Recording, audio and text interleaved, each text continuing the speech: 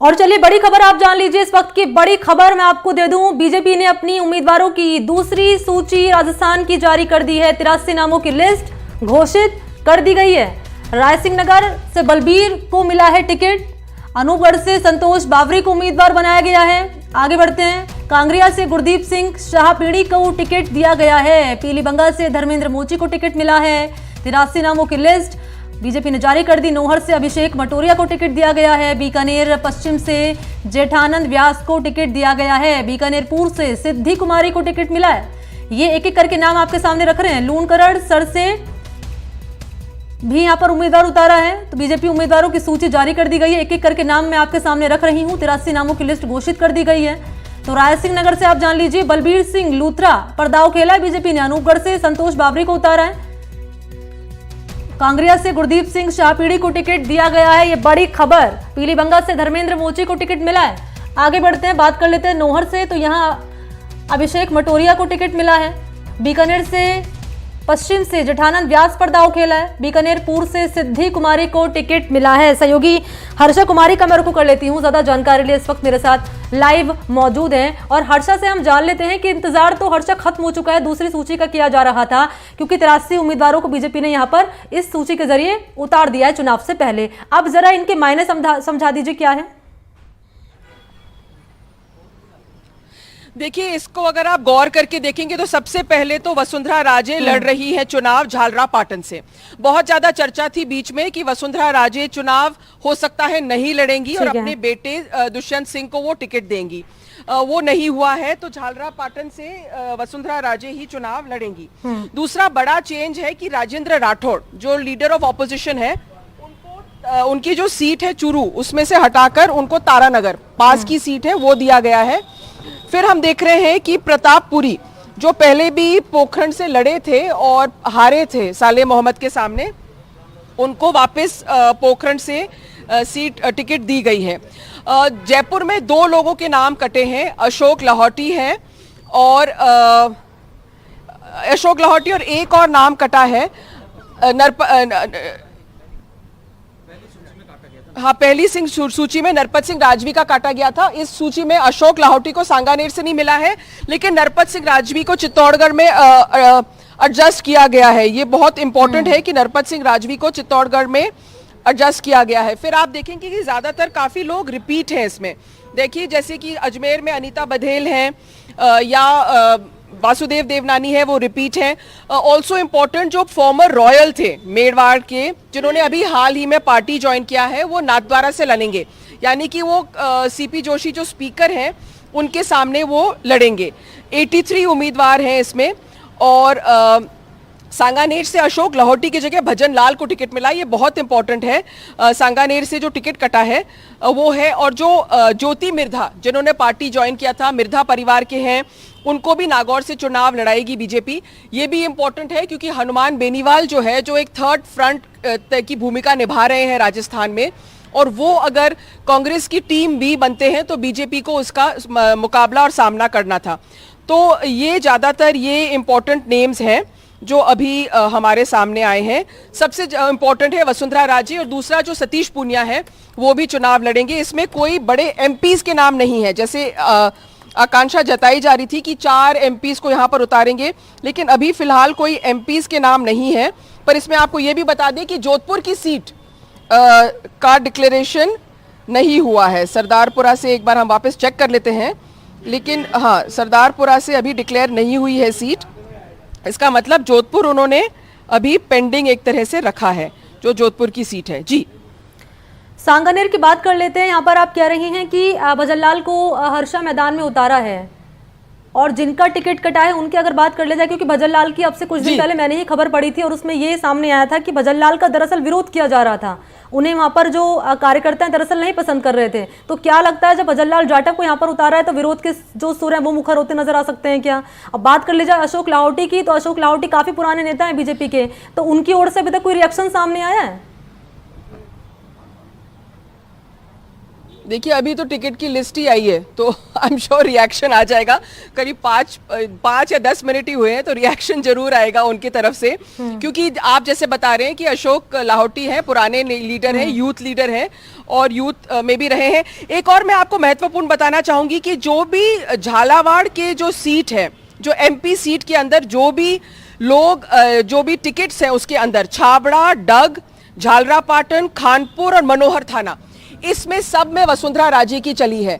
तो ये बहुत इंपॉर्टेंट है। ये काफी साफ दर्शाता है कि वसुंधरा राजे की जो उन्होंने जो रेकमेंडेशंस किए थे वो माने गए हैं। ये बहुत ज्यादा इंपॉर्टेंट है। और आप देखिए उनके खुद का जो एमपी सीट है, छाबड़ा, डग, झालरापाटन, खानपुर और मनोहर थाना, इस सब में जो वसुंधरा राजे के लोग हैं उनको टिकट्स मिले हैं। तो यानी कि उन्होंने ये देख लिया है कि जो विरोध हुआ है उसके बाद में जो वसुंधरा राजे के जो लोग हैं उनको किसी तरह से, जब हमने कहा था ना कि उनके चहेतों के टिकट कट रहे हैं, तो झालावाड़ में उन्हें नहीं टच किया गया है। अब आगे जयपुर में क्या होता है वो देखना आगे होगा कि अशोक परनामी, कालीचरण सराफ, यूनुस खान इन लोगों को टिकट मिलता है कि नहीं। यूनुस खान का टिकट तो नागौर का था और अब डीडवाना का था, अब उसका अभी इन्होंने डिक्लेरेशन नहीं किया है।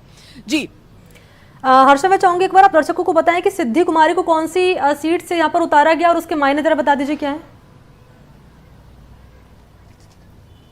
देखिए सिद्धि कुमारी को बीकानेर ईस्ट से उतारा गया है। वो हमेशा से यहाँ चुनाव लड़ती आई हैं। ये इनका चौथा चुनाव होगा। सिद्धि कुमारी जो है बीकानेर राज परिवार से हैं और बीकानेर में आज भी राज परिवार के लिए बहुत ज़्यादा सम्मान है।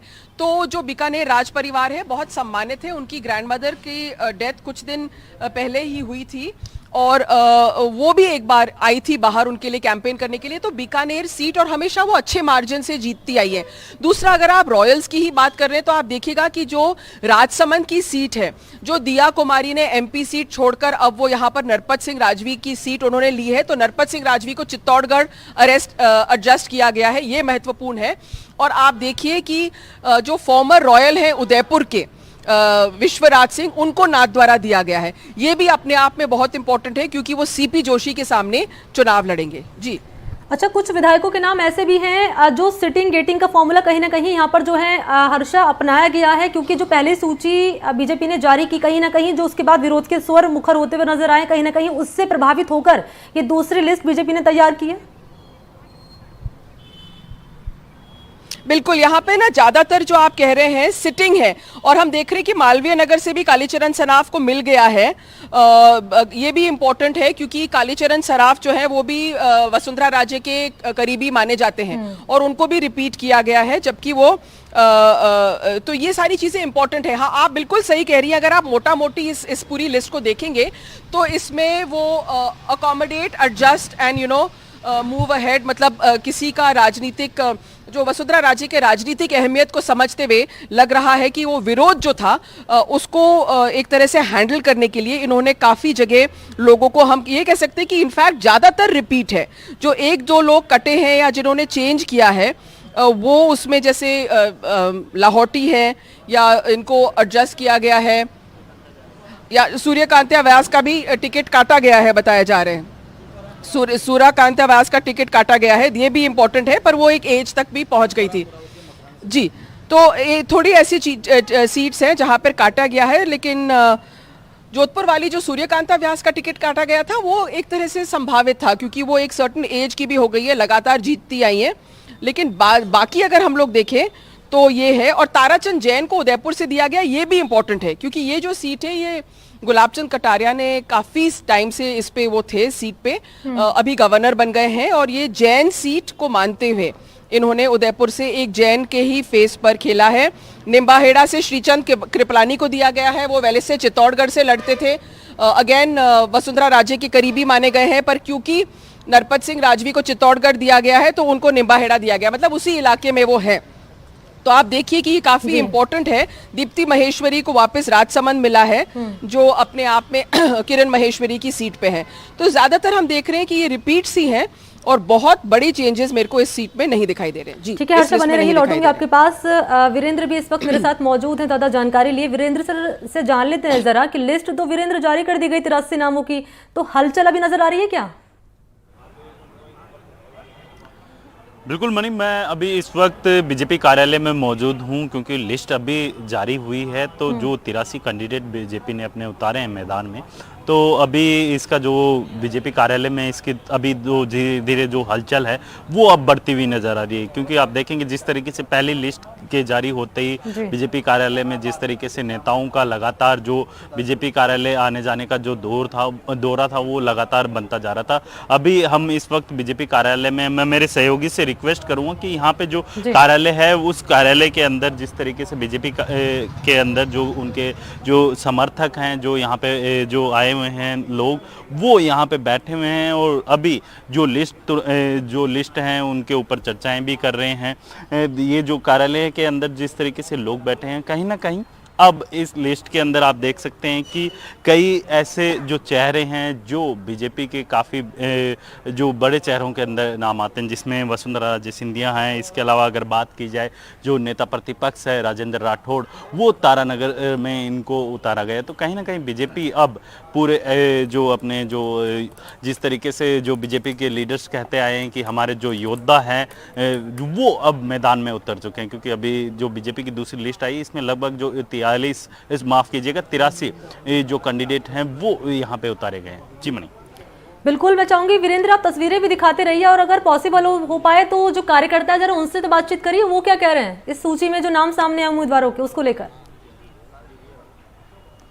बिल्कुल, मैं कुछ कार्यकर्ताओं से भी बात करूंगा। मेरे साथ यहाँ के बीजेपी के कार्यकर्ता हैं। जिस तरीके से अभी बीजेपी ने अपनी दूसरी लिस्ट जारी की है, इस लिस्ट को किस तरीके से देखते हैं? क्योंकि पहली लिस्ट जब जारी हुई थी उस टाइम काफ़ी जो विरोध प्रदर्शन देखने को मिला था, तो अब दूसरी लिस्ट जारी हो चुकी है, क्या वो सेम नज़ारा रहेगा या फिर अब जो बीजेपी के जो असंतुष्ट नेता थे, चाहे वो नरपत सिंह राजवी हो या फिर तमाम जो लीडर्स थे, वो काफ़ी नाराज़ दिखाई दे रहे थे? क्योंकि उनके जो विधानसभा क्षेत्र था नरपत सिंह राजवी की अगर बात की जाए, वो विद्याधर नगर से, तो वहाँ पे दिया कुमारी जी को उतारा गया। अब उनको नरपत सिंह राजवी को भी मैदान में उतार दिया। तो किस तरीके से देखते हैं? देखिए, सबसे पहले तो भारतीय जनता पार्टी के सभी उम्मीदवारों को मैं बधाई देना चाहूँगा। और जो नरपत सिंह राजवी जी की आप बात कर रहे हैं, वो कभी नाराज़ थे नहीं। सिर्फ और सिर्फ ये कुछ सामाजिक तत्वों के द्वारा बाहर दिखाई जा रही हरकत थी है। क्योंकि अगर नाराज़ होते तो शायद कहीं ना कहीं वो कुछ कमिटमेंट करते या धरने प्रदर्शन करते। उन्होंने जिस तरीके से भारतीय जनता पार्टी के साथ जुड़कर कार्य किया और उन्होंने जो अपना वर्चस्व दिखाते हुए भैरव सिंह शेखावत जी के